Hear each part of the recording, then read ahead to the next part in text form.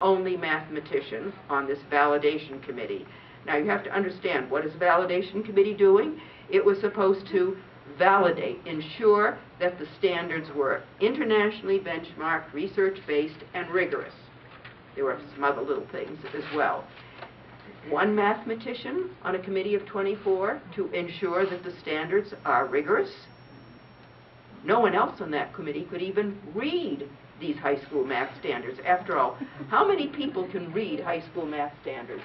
You have to be an engineer, a mathematician, or a scientist, generally speaking, to be able to read a set of, or a high school math teacher, to read a set of high school math standards. We have been told there were 8 other math experts on that committee, but when you look at their degrees, they are all people with doctorates in education who had appointments in schools of education. Not one of them was able to read a set of high school math standards, and that's where the real damage is done. I was the only... Maybe they can play Monopoly real good.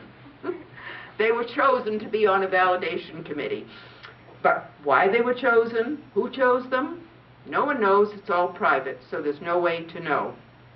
I was the only English language arts expert.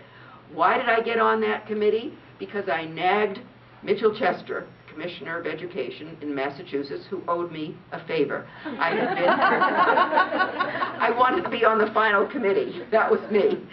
And I had been on the search committee that had hired him several years earlier on the Board of Education.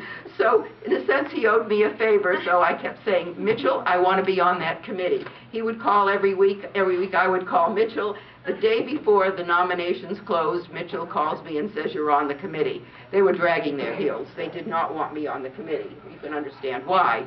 Now, why did... They have regretted that to this day. Why did Professor Milgram get on the committee? Because Governor Schwarzenegger in California at the time said, I want Professor Milgram on the committee.